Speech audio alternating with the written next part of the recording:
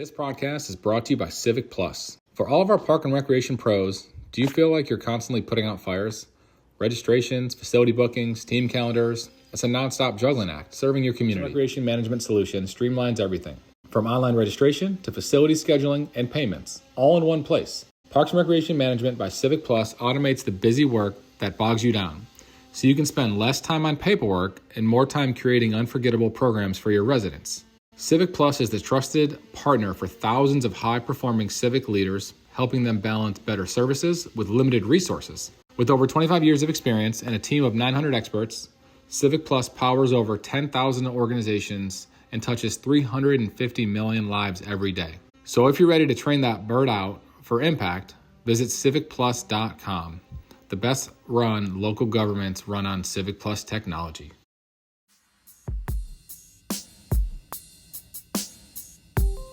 Welcome to Season 5 of RecLess, the podcast making you smarter and more knowledgeable about the field of parks and recreation. Your hosts are Shane Mize, Jay Tryon, and Tom Venniro, three career-long friends from across the country bringing you a surprise guest each episode. Listen in on a great conversation, maybe take some notes, and definitely enjoy a couple of laughs. This is RecLess. There you go. Now you hear me? Yeah, brother. How are you? Yeah, hold on. You got a heart out? It's still Christmas over there where y'all are at too, right? Yeah, my niece and nephew are here from Florida. Oh, that's cool. And I brought Brandon. Brandon came to work with me with Noah. I just took them like a couple hours ago to this big like arcade bowling alley, and they're there on their own. Love so it. Oh, they're having the time of their life. They are. I just went and like reloaded their game card. Spent $100 on an arcade today so far. So you're the cool uncle. Eating slushies and whatever. But at any given point, if they call me, I might have just like checking my phone. But I told them I'd be out and back in 2 hours. So no, I got it. Finish up what you got to do. I'll talk to Tom for a second. What's up, dude? Nothing. I made it. Yeah. Jay's got he's got his niece and nephew visiting, and he's got his nephew at an arcade with his son. So they're unsupervised out there, unchaperoned. They need some help. Well, I think he just loaded up with money and he's come back to the office, but I think at any time he may have to bolt or check on things. That's all I did. I gave them some money on their card, and they've just been. I left them for 2 hours, came back, and they had these 6 massive balls, and I'm like, "What are you going to do with these?" And then I went back, and they have like 3,000 tickets on the card. They got more, so they're just having a ball. Usually they run out real quick. They still got some. Well, they loaded it up like 3 more times. I love it. My stepdad would take us to the arcade, give us literally $100, at that time. I don't even think they had cards back in the day. I think they gave us like coins. Like we cashed it out and had coin pouches.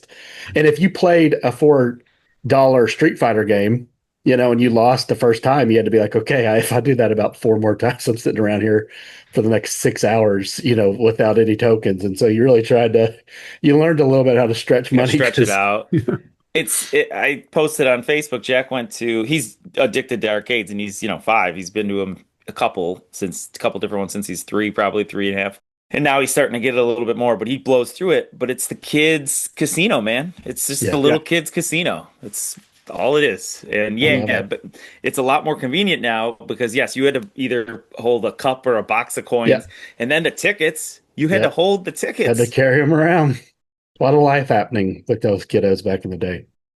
Jay, you ready to roll? Let's do it. Sweet. All right. Welcome to RecLess, episode 97. I'm here with my 2 best friends in the whole world, Tom and Jay. You see how you do that, fellas? Yeah, that's good. You just address it from the get-go. Made me feel good, too. Real warm inside. Tom and I are in an epic fantasy football battle right now. How are you feeling, Tom? Not great. It is not great. I coasted to that 1 seed, and I, you get the bye, and my players are cold. I think I'm on an 8-game win streak right now. This will be, I think, win 9 if I get it. Yeah, you're doing it at the right time of the year, and everything for me lies in the hands of Jonathan Taylor. If he has a bad game, I'm done. If he wins, if he has an incredible game, that also means the 49ers lose, which means Seattle's probably guaranteed the number 1 seed. I mean, they're in the number 1 seed right now, but they have to go beat San Francisco in a couple weeks. But if San Francisco gets another loss, I think they're pretty much a lock. And so It's a win-win for you in that case. Honestly, if you told me Jonathan Taylor got 50 points tonight and I lost, but San Francisco lost, I'd been like, yeah, fine. I'll take third or whatever place. Jay, what about you, buddy? I'm in a battle with my other league. So yeah, I got George Kittle tonight. I'm up 30. But I've got Kittle and I'm up 20. Okay, so I've got Kittle and I'm up 21 against Tom, and he's got Taylor. And that's essentially the same matchup or the same type of. It's similar because CMC, you never know. He can go off for 35 points in tonight, and if Kittle doesn't have a good game, then I lose. If Kittle has an average game, and even if CMC goes off, I could still win. So it'll be an interesting battle tonight. Well, I went and looked at Taylor's stats, and he's got it in him to score. I think he scored 50 points in a game already, or in a week already this season. So. And he's due because he slowed down significantly over the last probably 3 or 4 weeks. 49ers defense is pretty salty, though, to be honest. That's going to be a tough one for him, but should be good. It will. Well, I'm going to continue the sports talk. So I'm excited about our guest, class of 97. Any guesses? Anybody? No? It's got to be close to your class. Yeah, I was a high school class of 98. Okay. This one's going to be an interesting one. So we know of those sports icons that move, right? And sometimes it goes well. Tom Brady to the Patriots was obviously something that worked out. Shaq to the Lakers was something that worked out. Jordan to the Wizards, not so much, right? Joe Montana to the Chiefs. It's kind of an interesting legacy. I am a huge Seattle fan. Jerry Rice came in, and that didn't work out. And it's kind of weird, right? You have some of those icons that you wish they would have stayed where they were at, and some of them are able to hop on and continue on. The Seattle game had Steve Largent posted last Thursday. He had come. Seattle does the thing where someone gets to fire up the crowd. It was Steve Largent. I'm a huge Steve Largent guy. What was always interesting about Steve Largent is like he showed up and y'all would have lost him in the crowd. I mean, this dude's just 6 foot, 180-pound white guy. Looks like every other Seattle fan that might be walking in. He had like a plaid shirt on and a hat, and some jeans, and just mixed into the crowd in some ways. But he is a legend for Seattle. He never left. And so there are those people that when I say that one person team, they stayed with that one team their whole time. I'm sure there's someone you think of. So who is that for y'all? And if you're thinking for a second, I can go first. Steve is what created this for me, but for me, I'm a Tottenham fan. There's a guy named Ledley King. Y'all wouldn't know who that was, but he was an incredible defender at one time in his career. And he started getting, they called him the cartilage-free captain because he lost all the cartilage in one of his legs, but still continued to play. And at one point in football, in European football, you really have this opportunity that you can continue. You've seen it. Messi was great at Barcelona, but then he still could come to Miami. And you've seen Beckham, go to a couple places and and so there's always this opportunity to continue playing at a lesser level. And he had those opportunities, and he said this famous thing, which is he's been attributed for since. He said, Tottenham's my one and only club. He just, instead of chasing a couple more years, he just said, no, I'm just going to be a Tottenham person. And if they don't need me anymore, I can just retire. And he did. And he's a brand ambassador for the club, and they send him all around the world. And it's something that obviously has worked out for him. But I definitely think of him when I think of that person because of that, what he said. He's the Tottenham's my one and only club. I'm not interested in searching for greatness in a different place. It's here or nowhere for me. And I think there's probably others that y'all could think of in the same. So who do you got? I'm going to say that probably I won't speak for Jay, but if I could guess inside of Jay's mind, it does tend to happen where you think of those guys for the teams that play for the teams that you like. Yeah, Jim Kelly is what I think for Jay. Yeah, pretty much most of those Bills from that era, I don't say most, but a lot of those guys were pretty much Bills lifers, if I'm recalling correctly. So, yeah, I would love to say Brady. I mean, Brady played 2 careers, maybe 2.5, depending on a typical football player. So I'd love to say that, but yeah, he went to the Bucs and did great things. So for me, I look at Julian Edelman for football. Guy wasn't supposed to be anything, and he ended up being one of the greatest to ever play for the Patriots, and he played his whole career there. Again, the sample size or career length is a lot different than a Tom Brady, but yeah, he was there for 8 or 9, I want to say. And I would say the bigger one for me is baseball. Number one overall pick, Chipper Jones, Atlanta Oh, I thought you were Braves. going to go Cal Ripken, actually. No, no, no. See, and again, yeah, you got your Cal, you got Derek Jeter. There's Yeah. really great I examples in honestly baseball. thought who I thought y'all would say. I thought you would have said Cal Ripken Jr. Yeah, so for me, I guess Chipper would be the first one to come to mind. Just the face of a franchise. That franchise was so good Baseball is post. interesting too because that's a lot more like European soccer where you get brought into their academy and you play in their 10 and unders or 12 and Yeah, unders or yeah, yeah, 15 yeah. unders. And so, Yep, football's a little different, right? Like Steve Largent got drafted or Tom Brady gets drafted, but there's not a minor league system that you kind of right, grow into that organization. And right. so, yeah, that's interesting Yeah, because and Jeter was a Yankee from the yep, start Jeter to the was, yep. finish. And most of those guys in baseball, again, you look at Chipper, he played some minor league ball and he probably was elevated quicker than most. But a lot of the baseball players, they don't even end up in the majors by the time they're traded for the team that they were drafted or signed Sure, by. So that most of sure. those guys go through as trade pieces. They're chips and they start on a team and then before they even get to the show, they're on a new team. So what Chipper did was impressive. And not only, again, I look at the Edelman piece, it was a smaller sample. Chipper did it for a long, long time. 20 years basically of playing baseball at a very high level. He didn't go out on a down note either. I mean, he was a batting champion for I think it was one of the last 2 or 3 years of his career. Switch Yeah. hitter, maybe arguably one of the best switch hitters to ever play. And again, that franchise was pretty much put on the map during his time. They drafted him. They were okay in the 80s. They had some teams, but once the 90s hit, there was really no looking back, and it set the tone. And he actually, talk about a Brave for life. He retired, maybe took a couple years off, and now he's an official and he's with the Braves. He's Ambassador doing. of some sort. Yep, Yeah. he's an ambassador. Yep. Jay, who you got? Well, you said it earlier, and it's kind of like an easy Yeah. thing to relay with like Jim Kelly. And I think the Was uniqueness with Thurman? Thurman was the one. He never went anywhere else, right? Yeah. he did. No, he did. A lot of the Oh, did actually a he? lot of the Bills did. Like Jim Did was Reed?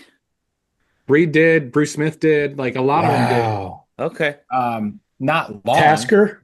I think Tasker's was only a Bill, and it's what's unique and interesting about a lot of those players from the 90s is, and Jim's probably one that is the best example, is like Jim didn't want to get drafted by Buffalo. Like he had no Yeah. desire to be in the cold, Yeah. played for Miami, like wanted to be in a warm climate city and was vocal about it and ended up, he was going to go over to the USFL, ended up still going to Buffalo. And now he is like a staple in the community.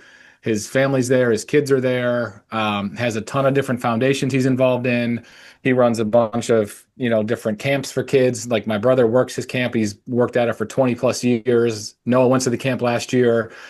Super involved in the community, sits about 10 rows behind me. Like I see him at games all the time because he sits in the crowd. That's cool. And his wife's best friend who was in his wedding and they were in each other's wedding is my neighbor.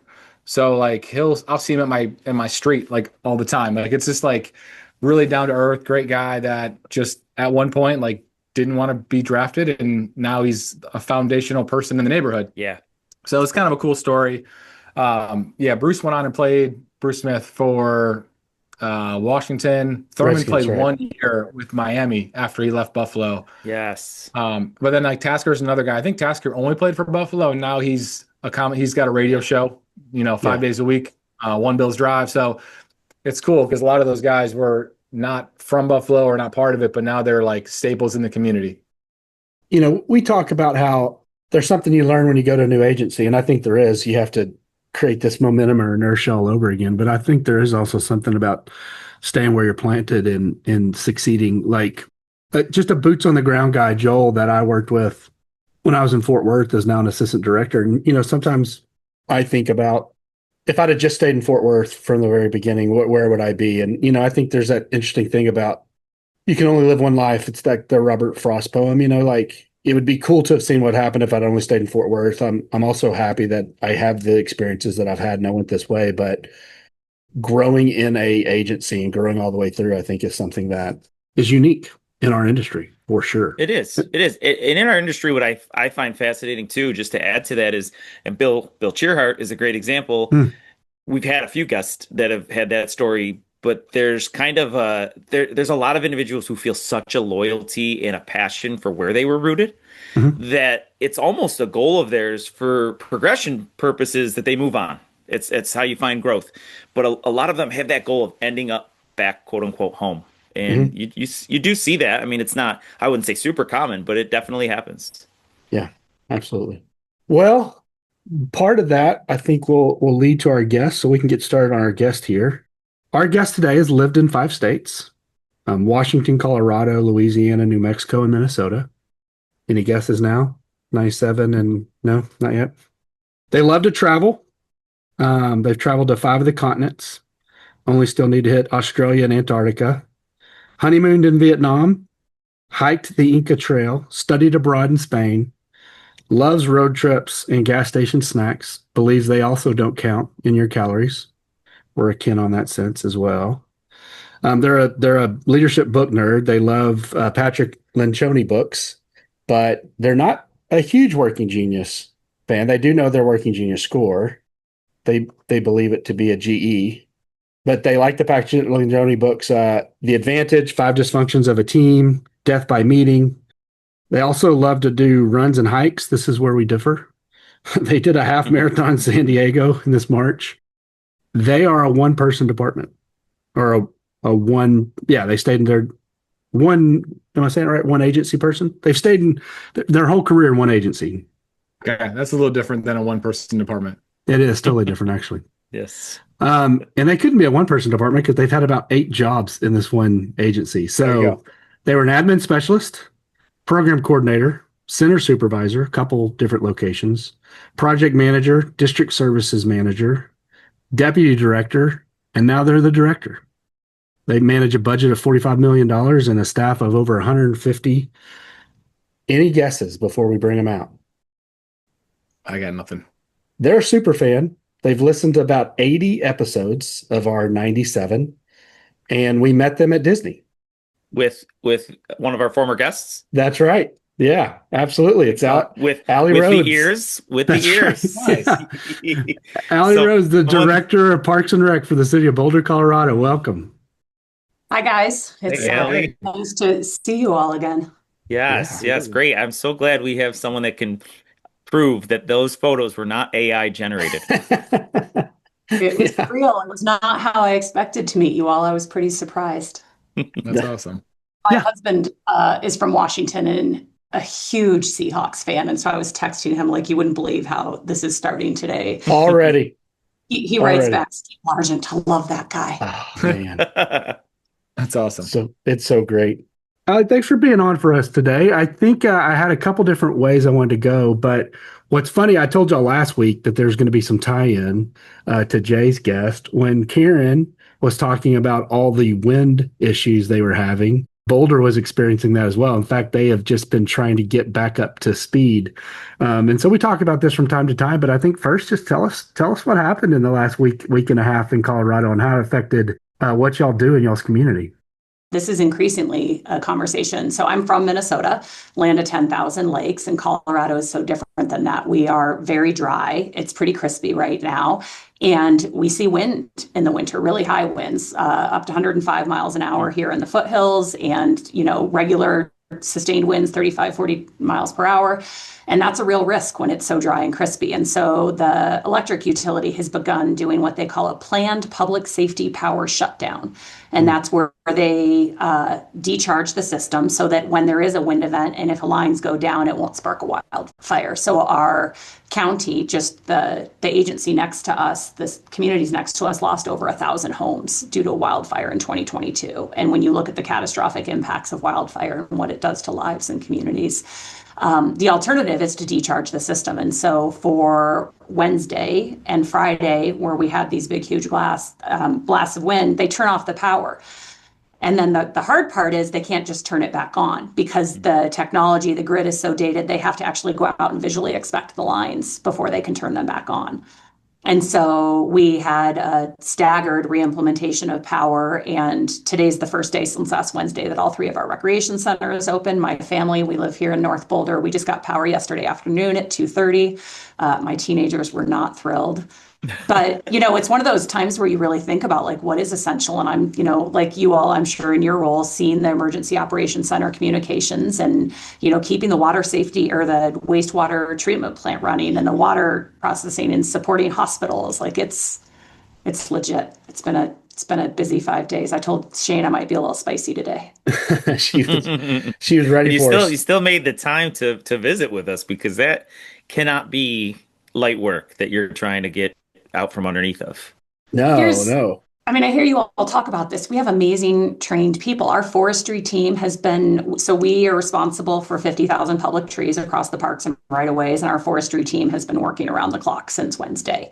They don't need me up in a bucket truck helping with assessments. I'm not a trained arborist, right? They're doing that job. I have been to the rec center this morning and checked in with things, but I'm grateful to serve, a community department that we have a lot of really great, smart people out doing things. This is the only appointment I have today. I had this week blocked to get work done before vacation and to prepare for the grossness that is January. So yeah, it's a nice little break.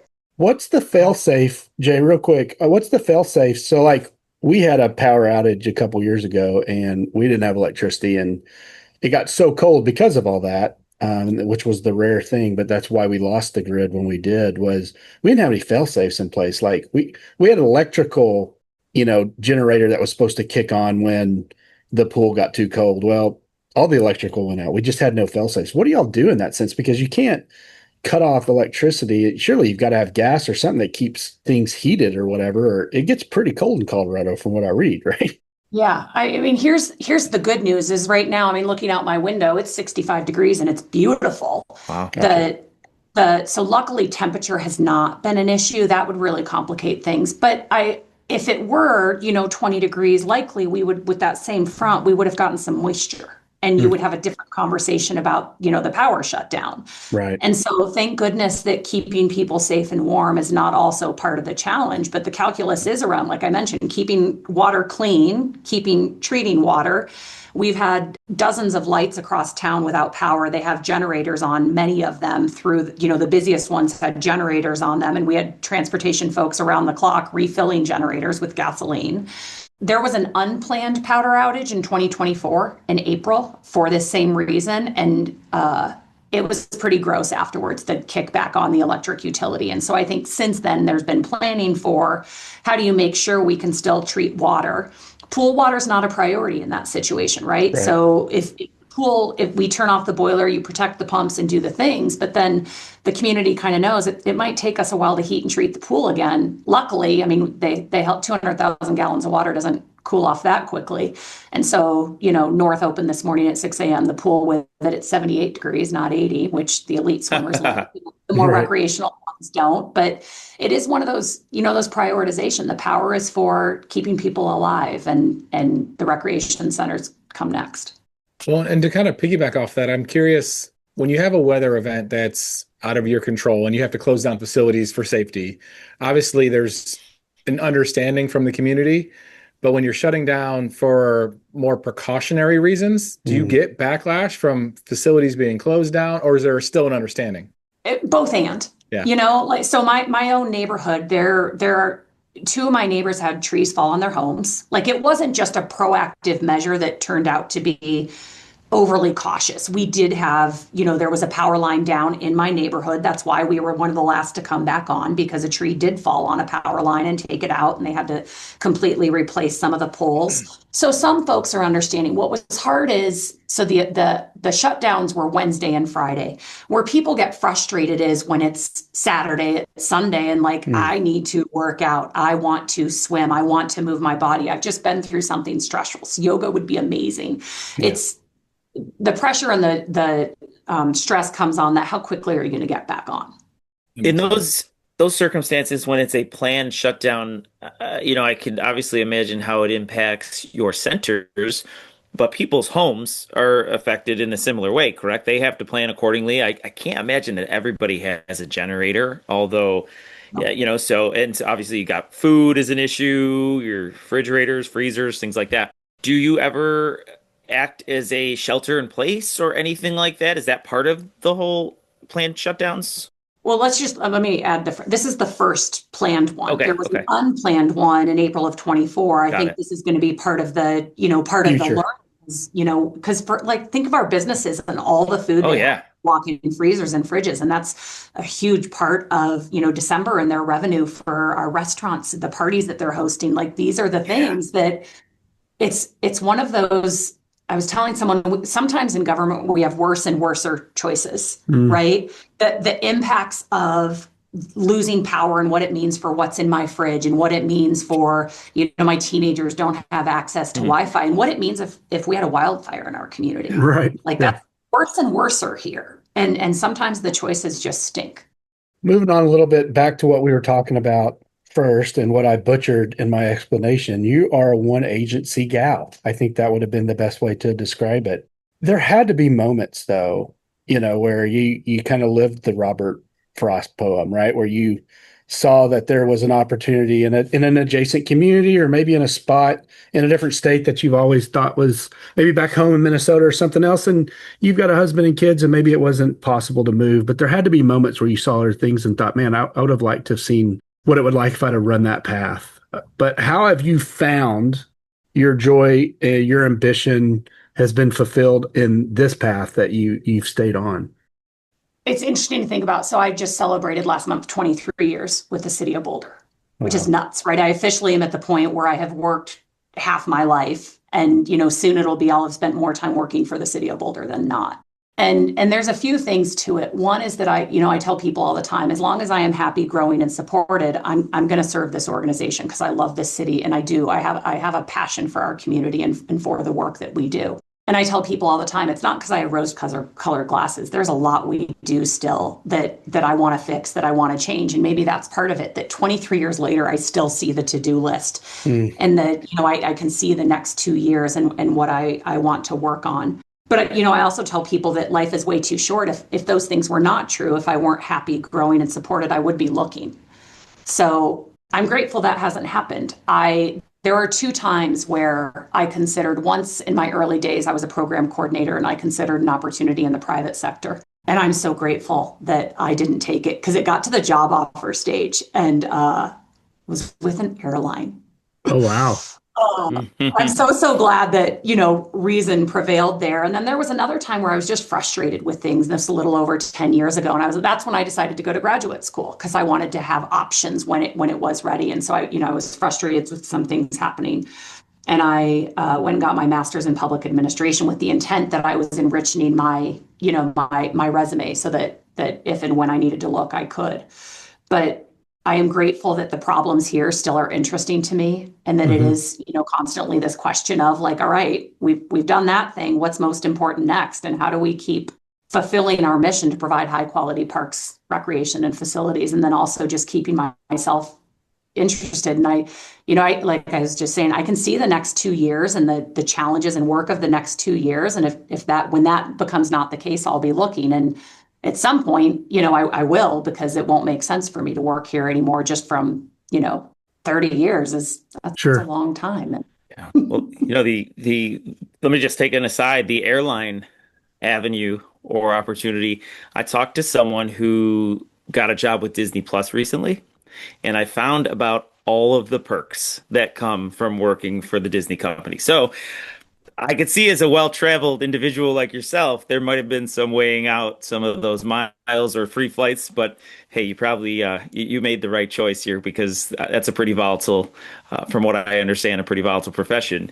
So that's just I just thought about that. But my question about what you're doing now, you've come through this system. I think there's a lot of people who fall in love with this profession, whether it's because they always knew they wanted to be in Parks and Recreation, or that's their first job and they said, wow, like in my instance, wow, I had no idea it was what it was. And all of the people, all the opportunities, I want to do this for the rest of my life.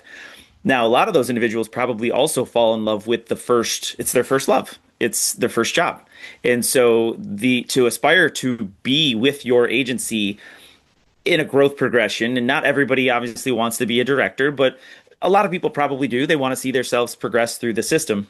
You, though, have done so, and then you go back and you had 8 different titles. And I think we talked about this before. I might have made that number up. I don't know how many they did. Is that correct? Did he make that up? 1, 2, 3, 3. 1, 2, 3, 4, 5, 6. Yeah, it might have been 8. Yeah. Okay. So my question is, having done almost everything, not everything, but just about, right, that the agency has provided and seeing it progress over 23 years, are there some challenges there, maybe not, where you sat in a seat 3 years ago, 5 years ago, and that has happened, and you might look at it and say, oh boy, that's not how I was doing it when I was in that seat. And we talk about the challenge of maybe letting go. You might have been running an event before, or running a part of a community center, that now you're obviously doing different responsibilities, administrative maybe more, and the big picture. What are the challenges that come along with that? With you've kind of had that journey, you've seen everything, and you've been a part, and you've probably performed all of those roles at a very high level, and now you have to work through it as a manager. Is that challenging? Is there some That's advice? one of those points it'd be great to ask my team, right? Like Allie, but here's what I think. And just to go into where you started that, this was not my first profession. I was a teller in college because they paid in 1999, $12.50 an hour, right? I made a really good wage as a bank teller. And then after college, they asked me to stay on, and it was my first job in supervision and people leadership. And I really enjoyed that and had great mentorship. But after 2 years, I was like, ugh, who cares how much money this bank makes? And that's where, the airline thing wouldn't have worked, because I would not have been fulfilled working in the private sector. Like, I know I am a public service gal.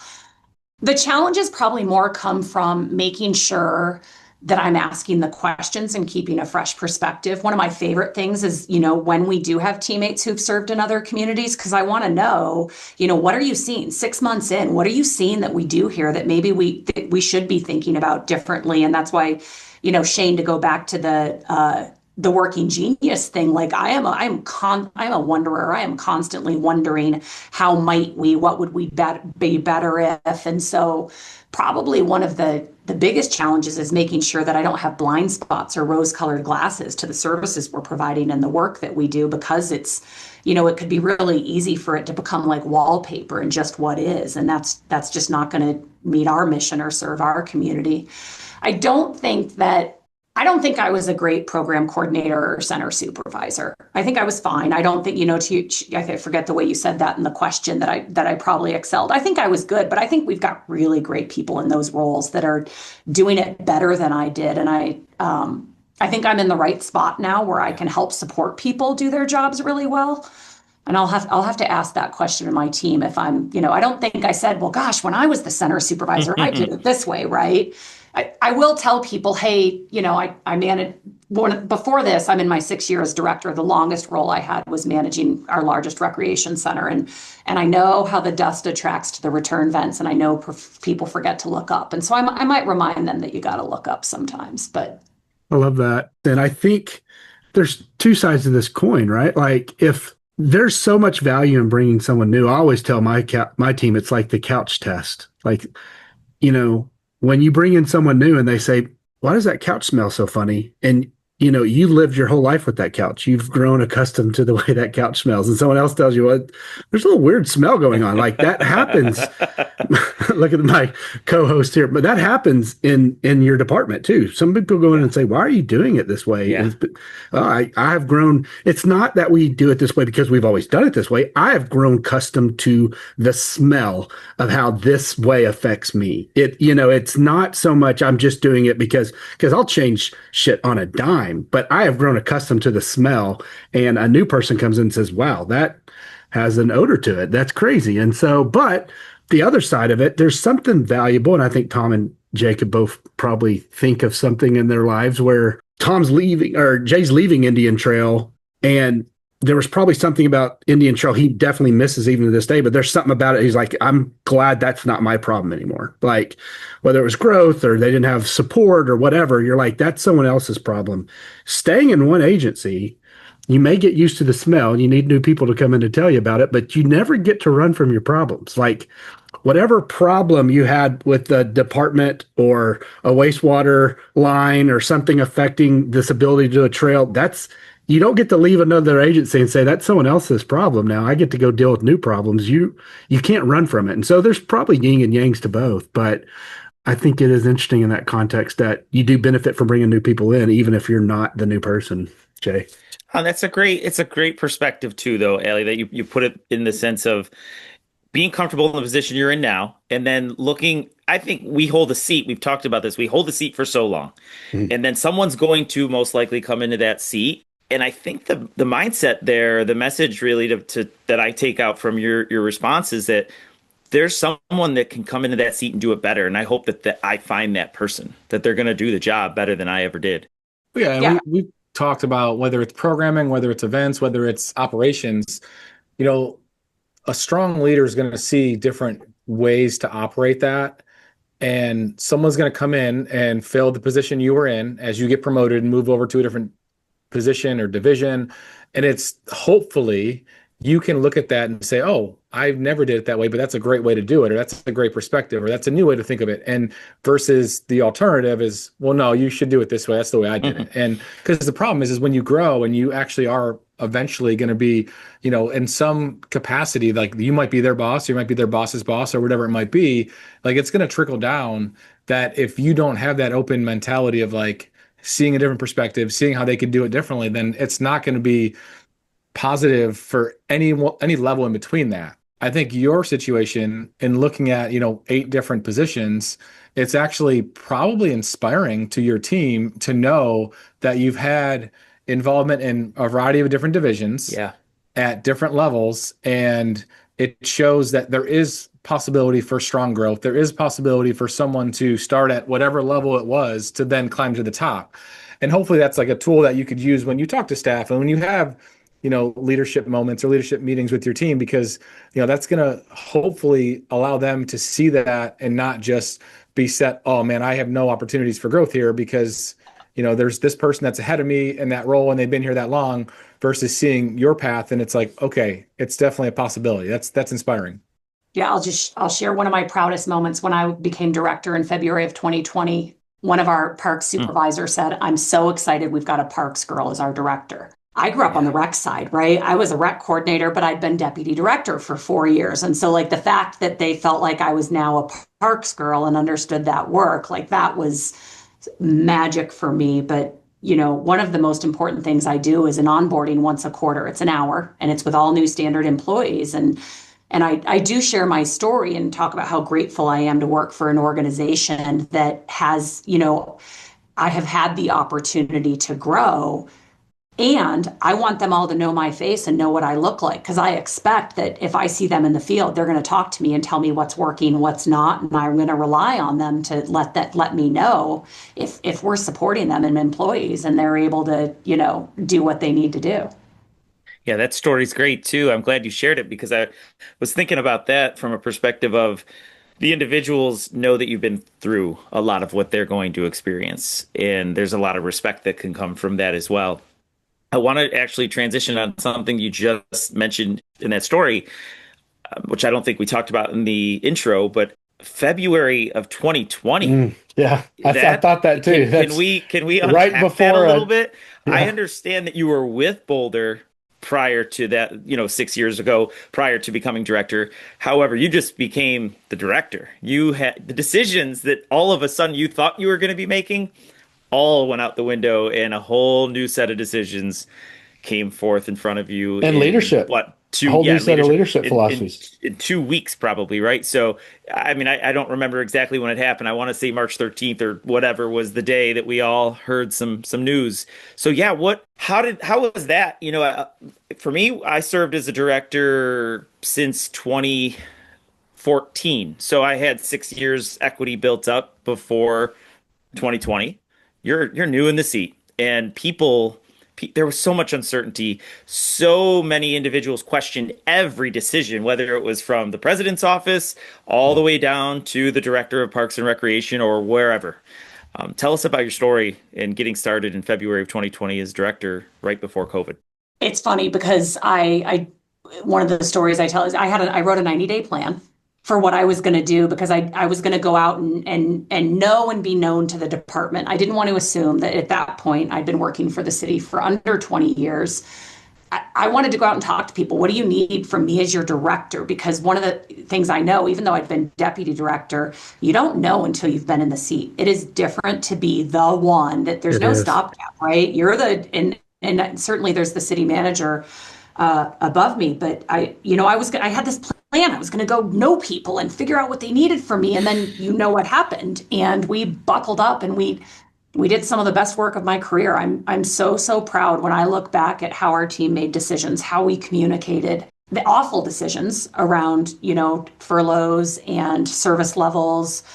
But the way our team rallied together, we started doing, town halls and communicated super openly with people about the decisions that we were making. And one of the things we really prided ourselves on is that we wanted to be able to explain anytime we were making a hard choice, how did we make that decision so that people understood what was behind it. And, I still have some of the emails we got in those days from people like, holy buckets, am I glad it's you, because this sucks. And we so appreciate the way you are carrying, the way you are showing up. And our team of managers, we just rallied together, and our whole team, and even beyond that, we, as a county, all the directors in our county started talking weekly. Shane and I were talking, Janet Bartnick and I were the leads for the Colorado Parks and Recreation Association director section. Like I just, gathered every network I could to help figure it out. And we did. It's one of the things I tell my team anytime we deal anything, we'll figure this out too. We always do. We talk about these young professionals when we talk to them or when we do presentations in front of them. They so desperately want the career that they're envisioning, right? And I think those careers are out there. I think people sometimes miss the opportunity. Like, the window that they thought they had, they need to be ready for, right? I almost think of it as like a window on a train, and you have your opportunity to jump out, and land in a soft spot, but you kind of have to be preparing to jump. You got to know how you're going to land. You've got to know all those things for that to work correctly. You took over a department that has high esteem in our agency, not just the agency, but the municipality overall. People always talk about Boulder in a way of reverence. I'm sure their public works is like that, and their libraries are probably great, but the Parks and Rec department in our industry is talked about in such a way. And you've had some legends work for that. I mean, you have Chris and Linda Katowski, and Jamie Sawback was there at one time. And, stepping into a spot like that where, I think we talked about just on a recent podcast that the climb to the top, the view doesn't change all that much. You get a really good view climbing Everest, even halfway up, but the perspective changes at the top, right? And you really, at the very top, understand what a director goes through that no one else, even the deputy director, is going through. So was there any pause at all where you're like, man, this is a job that maybe I should just let them feel it from the outside? Or was that something they're like, no, this is what I've been preparing for. This whole agency is ready for me to take that role? Because that's not an easy gig. Like your first director's job was for a really high, well-received agency. And that's not everyone else's path. A lot of us get to take these jobs where people don't know a lot about Pflugerville, and maybe I get to bring it into the national forefront, but I could have failed and done it without all the spotlight. You had the spotlight the second you said yes to that job. There's a bunch coming to my mind with that question. One of the things I'll just share is, I think, and there's research that shows this, that, that they say women wait until we have 120% of the qualifications to apply for a job. Where with guys, it's different. Yeah. And so I'd be careful of saying like, I have to make sure I'm ready before I go for it, because that's one of the things I learned. So in 2005, Jamie Sabak was our rec superintendent, and she led a reorganization that led to the posting of 3 center supervisor jobs. And I'll always remember the conversation I had with my husband. I was like, I'm not going to apply. I mean, I've been in sports. I'm not a Parks and Rec professional. I don't know anything about pools. He's like, are you kidding me? Like, that's ridiculous, right? And I applied and I got a job, and it was one of the watershed moments in my career. And Jamie is still a mentor that I reach out to and can text, and she'll respond. And I'm so grateful for that. In 2015, our director was promoted from deputy director to director, and she was recruiting for a deputy, and I did not apply. Lots of folks said, hey, are you going to? And I was like, no, I'm not ready. And the whole interview process, I was like, these people, why didn't I apply, right? Like, and one of my mentors is a woman who's a city manager in a community near us. She started as a lifeguard in her agency in the city of Lakewood, Kathy Hogson. And I had coffee with her around that time, and she was just like, "Who better than you to lead this organization, right? You've known it, you know the community."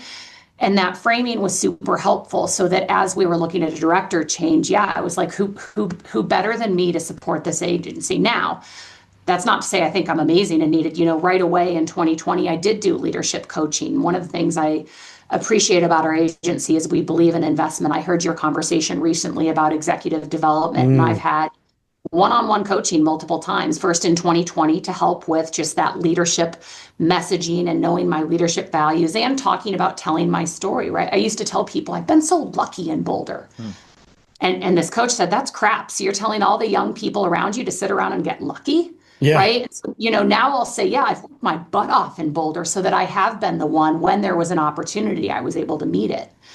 And I've also had coaching on imposter syndrome and how do I go out there with confidence? This organization is amazing. And who am I, this chick from, wherever, whatever, that, to be leading and director of this agency that Chris Japinski was the director of, right? So I don't have the perfect answer there. It's a constant question, but I do know that when it was time for a director change, I don't know that I thought I was ready, but I thought I was the one. I think when I think of luck over my career, I used to think I got lucky. My city manager's great, and anyone that's ever heard her on a podcast, will reach out to me and say, "Oh, I know why it works so well for you." But I think what I've learned is luck is some sort of, it's like you're playing Powerball. Like you're constantly investing in this thing, and it eventually does hit, and the numbers that you put in work out. But it's because you played it every week. You really did all the hard work, and you're putting yourself in that position. Like, I don't actually play Powerball, so I'm never actually going to win it. But if I played it every week and I bet whatever numbers I bet, the time that it hits, you could call it luck, but you could also look at the years that I was putting into the system. And so, although I'm not a Powerball person per se, I think the idea is luck is what you make of it, right? It's showing up in that spot and doing that thing so many times that when the window opens up, when the credit gets pulled from the bank, there's enough in there to cover it or whatever. And so, I love that person told you it wasn't just luck. It was a shit ton of hard work, to get in front of the person, to be able to plead your case for why you're the best candidate, for them to say, bring it on,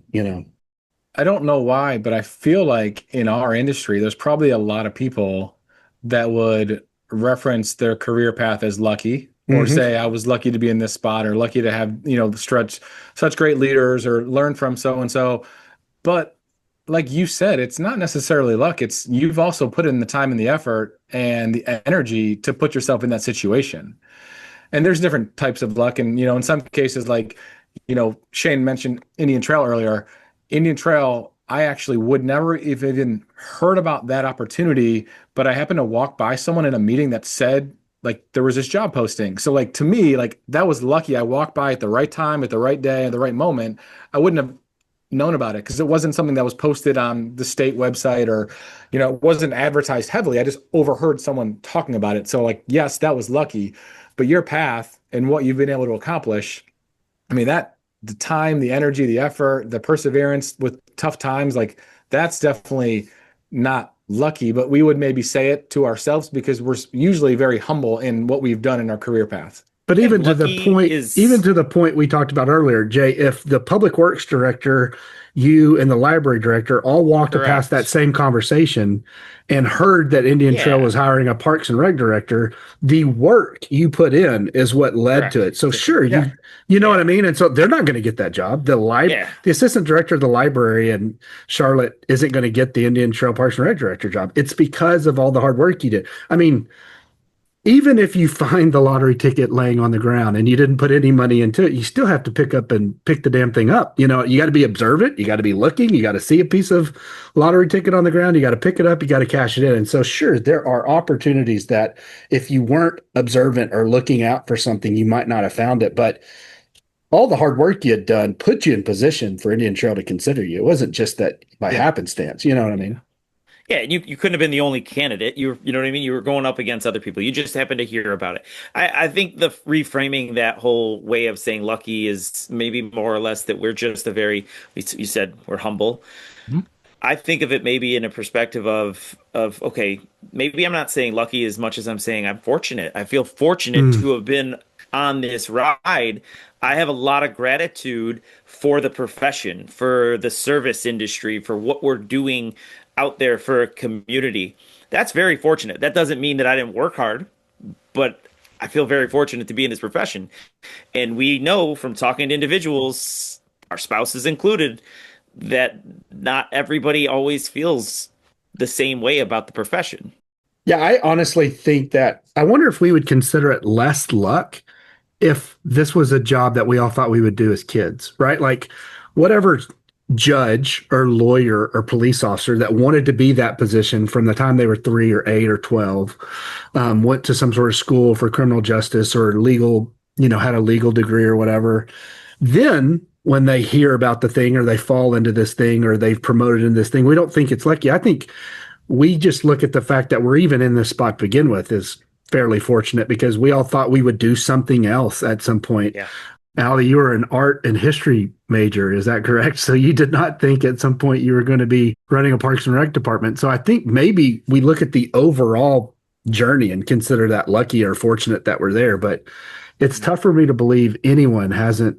And it's what I try to make sure young professionals don't realize is you really don't get lucky. When the train halts in such a way that you can jump, you have to be preparing yourself to jump. You have to be preparing yourself to tuck and roll and land and stand up and say, this is where I am and I earned it. I thought about it. I was waiting for this train to slow down for miles before it did. It's not just that you got lucky, Allie, I want to switch gears a little bit, and I've talked to some other folks in the last few months from Colorado, just on some different conferences. I know you guys had your state conference not that long ago, and you are the current president, I believe, of Colorado Parks and Recreation Association. What was your goal, or what are you striving to accomplish with that role? She didn't bring us up to speak, did she? So in Colorado, it's actually a 4-year term. I was president-elect for 2 years, and then as of our October conference, I'm now the president for the next 2 years. And what it is now and what's important now is not what I thought it was, the summer of 2023 when I was running. Summer of 23 when I was running, I was thinking it's my turn, right? It takes all of us to run these associations, to serve on the board. And I do have a passion for CPRA. I've been involved with it almost every single step of my career. They have been intertwined. And so I just thought it was my turn. Well, today we just approved a new strategic plan. We are recruiting for an interim executive director because we've had a leadership change. And so what I'm about is CPRA is a healthy, financially viable, strong membership association. How do we make sure that the board governance, the staffing structure, all of the systems support that greatness? And that's really what the focus is, because what I'm learning 2 years in on the board is that really these associations, they're amazing, but they're nonprofits and they need to function like a thriving nonprofit. And there's a whole world out there that I know that's actually really fun right now that I know nothing about. I'm pretty darn good at governmental budgeting these days. I know nothing about nonprofit financial practices, but I sure better at this point, right? Because as chair of the board and president of the association, I have a responsibility to make sure we're fiscally responsible. And I am serving with a amazing board of 6 other folks that we, since October in the conference, people have been putting their heads down. We've got committees working on things, and people are working really hard so that our association is worthy of the strong membership that supports us. It's really fun and hard work. It's fascinating. I'm coming on the Texas board. First of all, I love that y'all are 2 years in term. Yeah, I don't think smart. 1 year is enough. I know that it's a deterrent when someone thinks they have to serve for a 4-year period, 2 as elect, 2 as elected or whatever. And so people are like, I can't commit 4 years, and I get it. But maybe if you can't commit 4 years, you shouldn't be serving. But I think one of the first things I was shocked about is find out that TRAPS is a 501c3, which is a true nonprofit. But I think they should be more, is it 501c6 or 4, the industry version? So CPR actually made the flip the other way. We were Really? a C. one point, and we shifted because of the ability to raise funds and what it does when you're actually a 501c3. And so there's more information on our website about that we can trade. And it'll be a payback because Jeff, your deputy, did come to CPRA and talk about great. advocacy. And it was super helpful because that's one of the 4 pillars of our strategic plan that we just is, folks do have an interest for CPRA to be more advocate, more strong in the advocacy forum. So we can do a trade. I can tell you a little bit about that conversion and why. I mean, our experience would say maybe you're good as a 501c3. Yeah, their conference was in Vail, guys. Real tough location for Jeff to have to travel to. He was really disappointed. Well, here's the deal. When the 26 session recruitment comes up, I'll be sure to share it with you all. It's our 75th anniversary. It's going to be pretty special.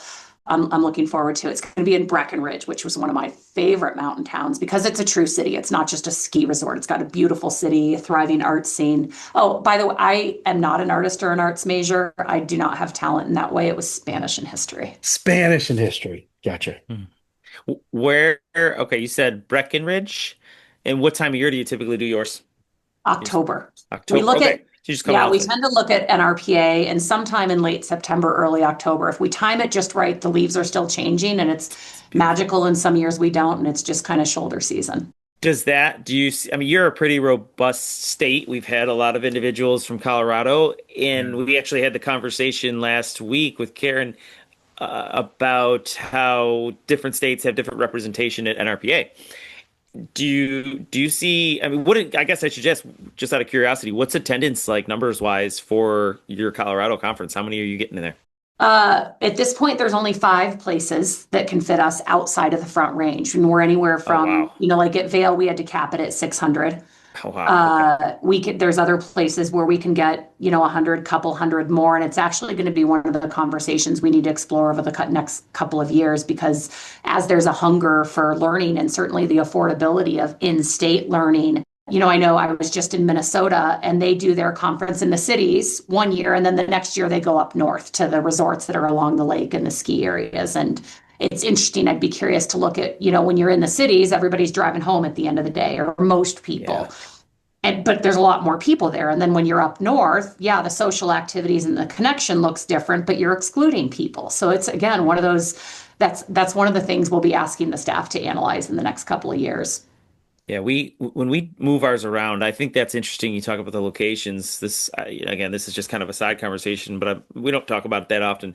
Whenever, if it was in Rochester or our area, I think anywhere from where Jay's from, Buffalo area, to Long Island, you're looking at potentially an 8-hour drive stretch in New York. It's just a very long state. So there's not a lot of opportunities where when it moves around, you're going to be staying.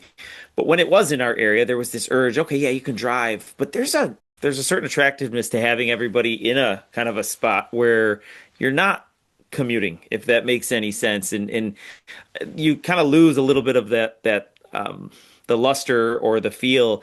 And our executive director at the time, I was serving on the board, and she did not have to do this, but she's like, listen, you have to stay. You have to stay at the hotel. And I was serving as president at the time. She was like, we have a couple comp rooms. And she said, I'm going to put you up. And it wasn't really necessary. I didn't ask for it, but it was such a great gesture and again, I would never recommend to anybody, even if it was close to you, if you could somehow manage and swing it to stay, then do it, because it's part of the experience. Have either of you guys or have anybody here commuted to state conferences, or have you typically always stayed? Not commuted before, and it's not the same. It's not. And I haven't actually commuted at a state conference, but a national conference. NRPA was in Houston, and I drove in and out every day, and you miss the socials. Like, even if you attend part of the socials, the fact that you can stay and drink or hang out and get to your hotel afterwards, and then the next morning you can get up, and meanwhile, home is happening back at the house. Like, if you're commuting, like, I'm still seeing kids or getting them ready for bed, or waking up the next morning, get them ready for school, and then trying to get to these sessions. And it's just a totally different experience. So I've never had a state conference that I was so close that the city wouldn't have paid for my hotel, but I did have a national conference that was, in Houston, and Missouri City was 15 minutes away or whatever. And so it's, we weren't going to be staying in downtown Houston. So, yeah. Well, and the other side of it too, like you mentioned the home life part of it, but there's also the work life part of it that you're Yeah. not truly off because you're not away. I mean, you might have an out of office on, but like if you're coming home, you're probably more accessible to be checking emails or making phone calls than you would be if you were staying at the hotel or at a social. So you don't get the full experience of just, diving all in head first 100% too. That is the bad thing about the Bronco. Like when I'm in town, if someone sees me, they know I'm in town. Like I'm not saying 70,000 people see me, but if I say I'm out and then staff see me driving in, they're like, "Oh, he's back. We'll reach out to him or whatever." So yeah, that's one of those things. Well, we're to the rapid fire portion. Allie, you ready for this? Quick hitters where we catch you off base, ask you all these questions. And I think my first one is going to be gas station snacks.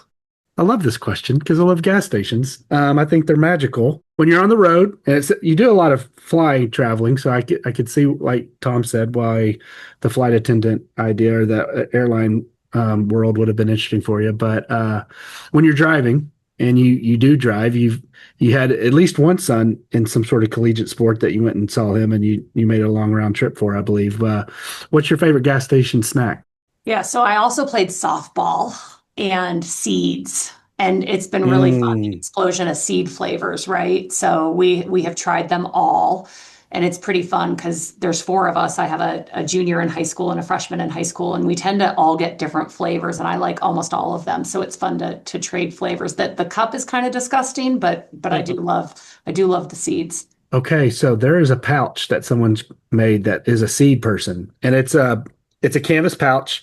And when you squeeze the top, it's got two magnets that pops it open like a seed pouch or like a coin pouch, but it's for sunflower seeds because part of the problem with anyone that eats sunflower seeds is the bag's a mess and trying to get the things in your mouth. And so you're supposed to put them in this pouch, and then it's a one hand where you can just squeeze and that magnet breaks and it just pops back, and then you can put it in your pocket or whatever, and no seeds get out. So I might have to send you a link. I didn't know you were a seed enthusiast. Yeah, I'm a seeder too from my baseball, softball days, all that. There's a new brand out called Smackin'. Have you had this or heard of this? Mm-mm, no. Okay, look it up. It's a brand that they came out on the scene a couple of years ago, and really great marketing campaign. They would go out on TikTok and they would go to spring training sites and find ball players coming back in and out from games or practices, and they would give them the bags and post it all over. And yeah, really cool. A lot of flavors. And yeah, they do all their stuff online. You can order them. So it's not gas station. I believe it's just order. But I think we're going to have to find out if Jay, because we've never talked about sunflower seeds. Are we going to go 4 for 4 here? Is Jay a sunflower seed guy? When I played baseball, I was. I mean, I haven't had them since my son was playing, but when I played, I definitely was a big fan. And I like just the original, just give me salted. Yeah, I got a 20 pack of those Smackins, so I've got about 10 still left. I got them a year and a half ago. I don't go through them as fast as I used to. Not out on the ball field that often. All right, my question for you is going to be, or one of my questions is around the travel piece. So very well traveled. Can you maybe give me a go-to or a place that you've been and you would 100% go back to, or maybe you already have, both in the States and out of the States? That's pretty easy, both fronts. One, I'm a Minnesota girl, and I don't know if there's anything better than being on a lake in Minnesota in the summer. Those are the conditions, though. You have to be on a lake, and it has to be in the summer. Like in the winter, it's little. It's like Buffalo.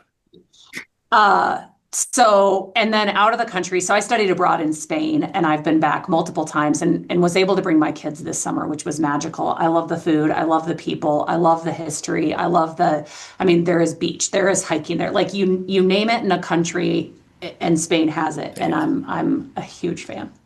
And football. Football. Yes. What's funny is football is life. I got to go to a Sevilla Malaga game when I studied abroad, and that's one of the rivalries. And I still in my head can picture I can't even say it. I mean, it's in Spanish, but like the things they say out loud to each other. That was one of the really cool experiences I had, was getting to go to a Spanish league game. Sevilla's a pretty salty little squad. They're a pretty good team. Yeah. And there's 2 teams in Sevilla. So it's like, it's kind of like in London where you've got all the teams around London. Sevilla has Sevilla and Betis, and it's a very big deal. Like, and in my family, my host family had 5 kids. The family Sevilla all of the in-laws are Betis, and it's a problem. But before Jay asked this question, you said you're from Minnesota. I don't hear your accent until you were talking about Minnesota, and it came back really strongly. I left as a small child. We did bop around a bunch before we landed in Colorado, but we've gone back every single summer of my life, and some winters I'm there too. That's awesome. Well, when Shane was doing your intro, he mentioned you've listened to a lot of episodes. And I'm going to ask the question that we have not asked in a long time, but I feel like for the first season or two, we were asking this often. This will be good. And you've already mentioned several mentors. So pick your dinner reservation party of 4. Oh, wow. So you got to pick 3 other people in our profession that you'd want to go have dinner with tonight if you had a chance to pick anyone you want for a dinner date. Ooh. Oh, this is such a mean question because It everything is. I don't say is going to be mad at me. So I'm going to just pick them fast and then no one will be mad. I'm not going to put a lot of thought into it. One is Christine with NRP. I freaking love that woman. I think she is so smart and I just really benefit from our conversations. The second is one of my favorite people, Lakita, because same thing. She's a smart, strong woman. And every single time I talk to her, I learn something and I laugh out loud really hard.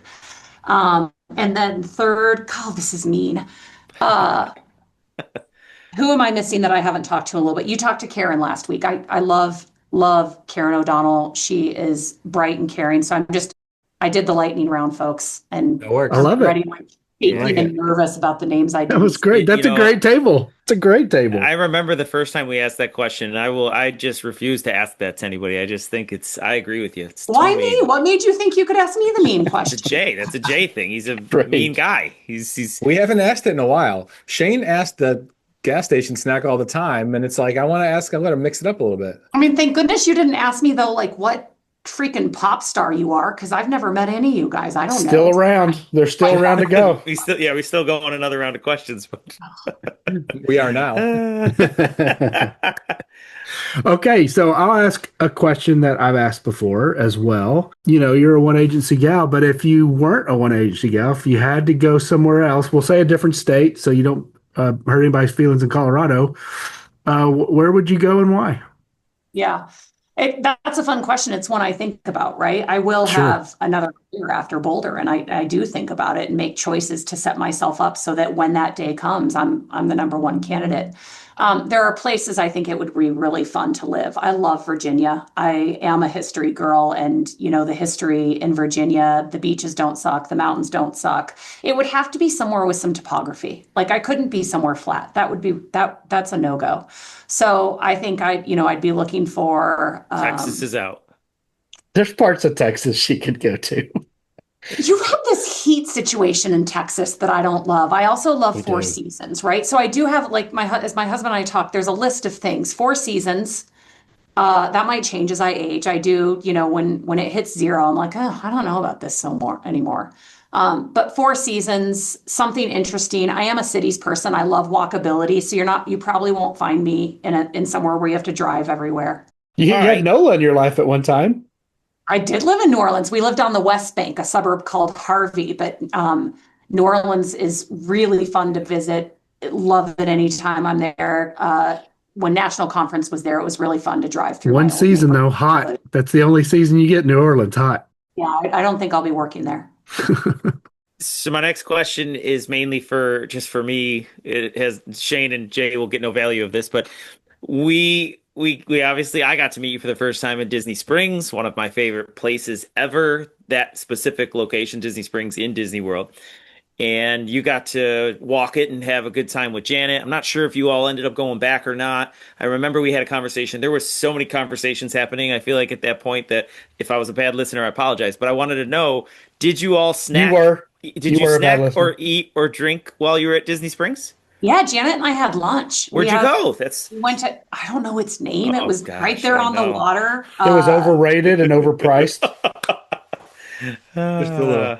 I don't remember. I would have to Google it, Tom. I'm so sorry. We Okay, ate. It was okay. right there on the water. I think we both had some type of a seafood, fish, something. was it the boathouse? Yes, that's exactly where we ate. We ate there. Yep. We did. That's Tom's cool. favorite place. I thought you were going to ask me if I rode the roller coasters or like if I like Disney. I was prepared for something different there. Did you get to any of the parks? We did the socials, and I yeah. forgot how much I love roller Roller coasters. coasters, That was yeah. amazing and so much fun. Jay, next time we got to hit one with Hallie. Yeah. It's So you funny. can have my 'cause spot. Tom and I went on a couple rides together, and then I went to a theme park like a month later, and I thought of the Tom, same. I thought of Michael, and it was like, man, it was so much fun, and doing it with my work family was fantastic. Doing it with the work Work van and not having to wait in line with 10,000 people, right? Yeah. Like that And not was paying Yeah, for it's it. nice. all of that was really nice. I don't know if I would wait 3 hours to ride whatever that one was at Universal that was Yeah. so amazing. We rode it 3 times. Yeah. If we could ever like have another national conference near a theme park that could get us in for free again and have like no rides or no lines, I'm in. Sign me up. I don't care what theme park it is. That was awesome. Yeah, I It wish was we fun. got to Universal earlier. Like, you know what I mean? We the rain scared everybody off, and we obviously had the thing, but still great. Well, let me close it off with one. I don't know if this is actually going to be a good one or not. Are you a music fan? Yeah. Have you been to Red Rocks? And if so, what was your favorite concert at Red Rocks? Oh, I have been to Red Rocks, and if you haven't, I highly recommend you prioritize it on your bucket list. My husband and I have seen the Fray there. That's one of our favorite Cool. bands. So I've seen Tim McGraw there. I've been to quite a few shows at Red Rocks. It's magical and worth it. Yeah, it's awesome. I'm going to ask one more question. We've never asked anybody else this, so you'll be the first. Do you have a question for us? Ooh, Ooh. You guys yeah, talk about put her on the spot. I know. yeah. Ooh, this is really fun. Well, while we're thinking of that question, Shane, have you heard of the Fray or Tim McGraw? I'm just your music knowledge always just baffles my mind. Last week with Michael, for what would you call him? Ferranti? Ferranti. I have heard of Tim McGraw. Okay. Hannah watched the first 4 episodes of something about Taylor Swift. I don't know if y'all have seen Okay. this. It's like it's like an hour each. Oh my gosh. Sure. Is it Disney Plus, probably? The I don't End of know. the Era's tour. It's called The End of the Era. What floored me about that is every episode she goes to a different city and she brings out someone that's to that city. Okay. And I didn't know anybody. Like Sabrina something came out for one city and Florence something came out. And I was like, it's once again, like they're all in on it. Everyone, I mean, I don't want to say I'm so self-absorbed that everyone's playing a trick on me, but it feels like with music because I'm pretty observant. But no, I didn't know any of the people there. But I've heard of Tim McGraw, and I actually have. I don't know what I would tell you about the Fray, but I've heard of the phrase "the Fray." So Okay, I would all say right. yes, I've heard of both of them. You bought me some time, Tom. I appreciate it. So 97 episodes in, that number's a good one for me. 97 episodes in. Tell us something we don't know about the RecLess Pod. And I'd love for each of you to name a thing, right? Like you've done sessions on it. You share with us, like what do we, the listener, not know about the RecLess Pod? It's smoke and mirrors. It's tape and baling wire. We're holding this together. We're just winging I feel like that's offensive to Miss Hannah Mize, who works her butt off. And She's great. really to make gonna it say. seem like magic. She's a wouldn't magician. be possible without her, but people know that already. So that's not Yeah. news. Let's see. I'll tell you a couple things that you wouldn't know. We have most days after recording, after we sign off, we typically have, if we have time, a little bit of a logistics meeting. So people wouldn't know that. We're doing this just about every week, and so there is a lot that goes into that, and a lot that goes into the planning for any kind of special event or conference, especially around NRPA time. So we do spend, I don't know, anywhere between 15 and 30 minutes after each call talking business. We also typically we have the RecLess podcast text group chat. We also have a secondary with Hannah. And then we have one with every guest. Every time after every episode, whoever the host is has gotten in the habit of starting a group chat with each of the guests. So the I've already three of got mine us, created for this as soon as we get off. and surprise. There's also a quality control chat where Hannah sends the thing out and Jay says Shane cursed Yeah, here. that's right. And That's right. then she pulls it. I think I've mentioned it, but not really. We haven't really hit on it. What you see, this thing that people get to hear and what you're kind of getting to see is definitely the fun part of it. But there is absolutely a business side that I don't think any of us were expecting. And I still think at times we're reluctantly doing it. We're doing it because we love the impact we have. But like, we're on calls with sponsors. We're on calls with state conferences. We're trying to do really cool things where either we're trying to support a couple young professionals going to a conference in Wisconsin. So that's 2 calls I've already had with their state association. And I have to get some copy out next week that these guys get a chance to see that they're comfortable with. So we send it out so then we could get the money to them. And I'm terrible with money app things, and all the money came to me. And then I had to create a Venmo account to pay all the people that we had done at the national conference, and Venmo flagged me and shut down my account because all of a sudden I was hemorrhaging money. I'd never had this Venmo account. Now I'm sending $2,000 out and they shut it down. So I had to find a different way to pay people. And so there's this business side that we almost do blindly, like by braille, like we're just literally got our hands out trying to touch and feel our way through this, that no one's really giving us any insight in. We're literally stumbling, picking ourselves up and doing it. We've had multiple conversations where in hindsight, we said we should have done this instead of done that. And so it's all for what this really beautiful thing is and what impact it has. But there is a side to it that I think if it did make us a lot of money, we would gladly give it to a third party to manage all this. I would love to be what I believe like SmartLess, where they just show up and speak and they leave and someone books their flight, someone books their merch, someone books their next guest, all this other stuff. But it's really not like that. Yeah. There's a lot behind the scenes that I didn't expect. That it's a labor of love. Yeah, there's some stress at times that comes along with that and some hard conversations. And sure. Before Jay taps in, I just want to talk about the Venmo situation. I was with Shane when he was trying to create that. It was Tuesday morning of conference. Because I wait till the last minute. It was Tuesday morning of conference, and we had already promised these individuals their contribution or sponsorship. He ended up getting 5 people their contributions by Friday. So one per day. That's the process. No, I'm just kidding. But it took them probably most of Tuesday to figure it all out. And I was on customer service with Venmo. They had locked me out. It was rough. It was rough.